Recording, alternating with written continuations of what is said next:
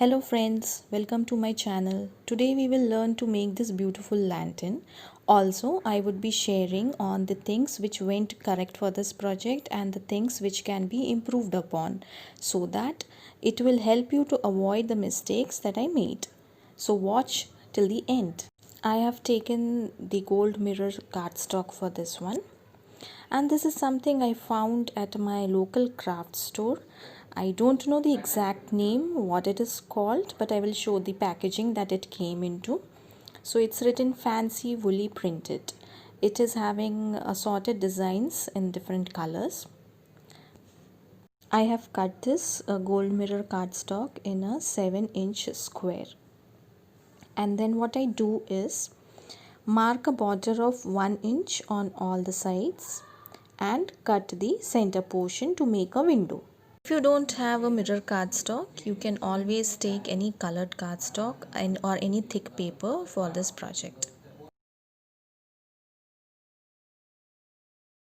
After cutting, it will look something like this. I have made 4 frames like that, and for the paper I have cut it into 5.5-inch squares. So what we have to do is turning the correct side outwards, we have to glue it across the window we have created. You can use a double-sided tape or a liquid glue, whatever is available with you. Now if you don't have any designer pattern like this, what you can do is you can use a gelatin paper, or you can use a colored paper with a nice cutout, or you can stick some beautiful patterns to give it a traditional look. Now after gluing, this is how my 4 panels are looking. So I have used 2 colors here, red and blue, and I will join them alternatively. I used a broad cello tape here. I didn't give a proper thought using it, and then suddenly I started messing it up. As you can see, the tape started sticking to the scissor, sticking to the other panel, and I was having a tough time. So what I decided was I cut off the extra part and I started again. Later I figured out how to handle it. Here I again started. This time I was being more cautious while handling this broad tape. So after sticking on one of the panels, then I reduced the width of that cello tape so that it doesn't create problems for me. And then I glued it to the panel I wanted. So my 2 panels were stuck together. Also, I felt I could have cut the tape widthwise into small strips and then glued it. We have to glue the other panels in the similar way, and this time what I did was I have used the strips of that broad tape to glue it, which was much more convenient and easy. I have not joined the end panels so that it would be much easier to decorate, and this step I would do it at the end. I've taken some tassels. These are silk thread tassels. I earlier thought of adding some pearls and beads, but then I decided to go only with the tassels. These tassels you can easily get in a shop which keeps the embroidery supplies. Now after deciding how I want to put my tassels, I am just using another sellotape to glue it at the corners. You can also choose to attach any other danglers you can prefer.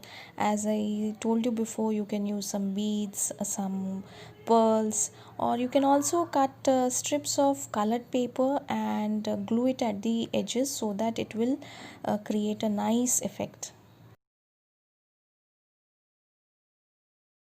You can see this is very easy to fold and it will help in the storage when not in use.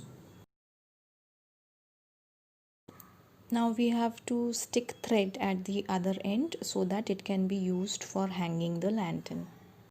I have used cotton thread here and I have cut it into a length which I felt would be good for tying the knot and hanging it. So again, following the same process, I am just using sellotape and sticking it at the corners.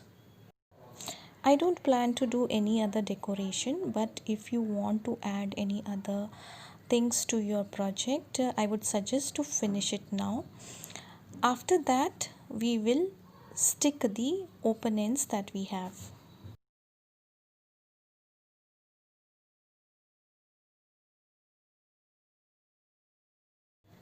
Align the panels carefully while sticking it.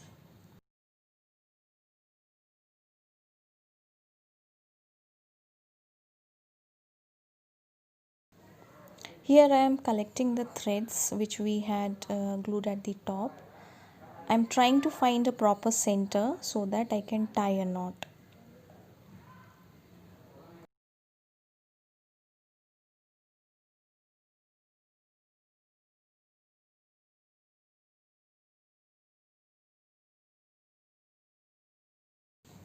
Now the lantern is ready and it will look something like this. Now, what are the things that can be done to improve this project? While hanging this lantern, I felt that one side was getting curved. I should have been more careful while sticking the threads at the corner. Also, I felt 7 inches was little broad. I should have maybe stuck with a rectangle shape of 5 by 7 with 5 inches side at the top. I have used sellotape in this project, but if you want it more sturdy, I would strongly recommend to use a good glue and paper strips to join the panel. Thank you for joining in today. See you in the next video. Have a good day.